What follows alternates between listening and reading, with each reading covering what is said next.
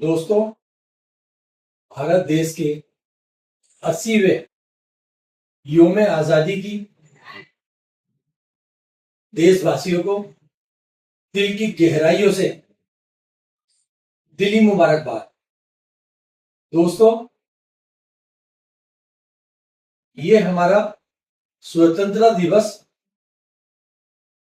हमारे लिए, हमारे देश के लिए एक पर्व है जिसको हमारी हिंदुस्तान की आवाम बहुत जज्बे के साथ, दिल के साथ एक त्योहार के रूप में मनाते हैं। दोस्तों, हिंदुस्तान और पाकिस्तान का विभाजन कैसे हुआ, मैं 4 लाइनों में आपको बताता हूं। ऐसी स्थिति क्यों पैदा हुई कि भारत और हिंदुस्तान अलग अलग हो जाए, उसका विभाजन हो जाए। विभाजन होने का जो रीजन था, मैं आपको वो रीजन बताता हूं। 1947 में भारत और पाकिस्तान का विभाजन मुख्य रूप से द्विराष्ट्र सिद्धांत, टू नेशन थ्योरी पर आधारित था।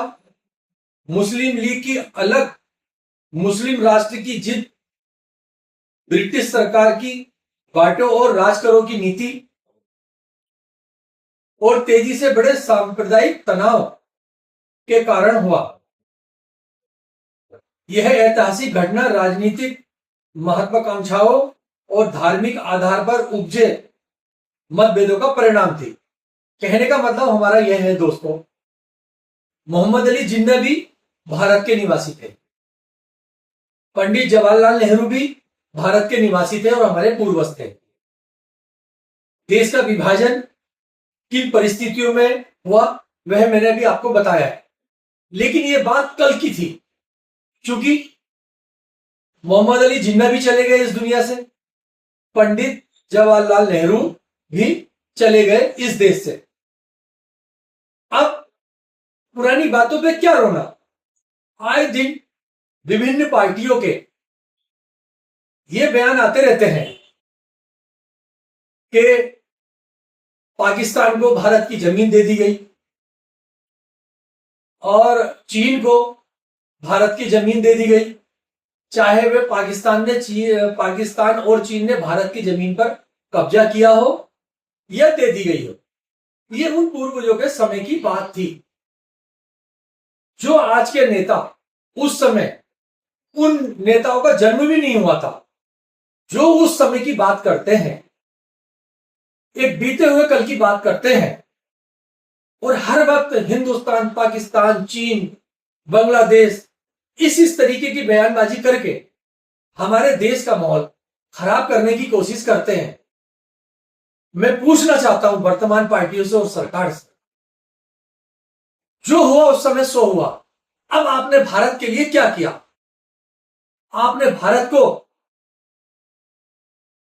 आज भी आपने भारत को हिंदू मुस्लिम में बांट के रखा है, हिंदू मुस्लिम में बांट के रखा है।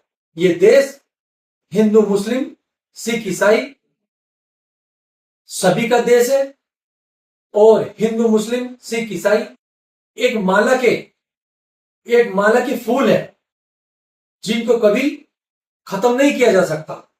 इसकी गवाही हमारा देश का संविधान देता है, जिस संविधान पे हमारा देश चल रहा है। देश में दोस्तों, देश में अनेक प्रकार की फिरका परस्त ताकतों ने जन्म ले लिया है। वह जन्म हमें आपस में लड़ा रहा है और फूट डालो राज करो की नीति, अंग्रेजी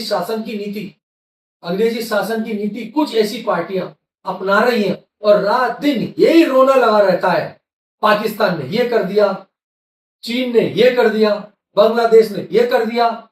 अरे भाई, ये चीजें पुरानी हो गई है।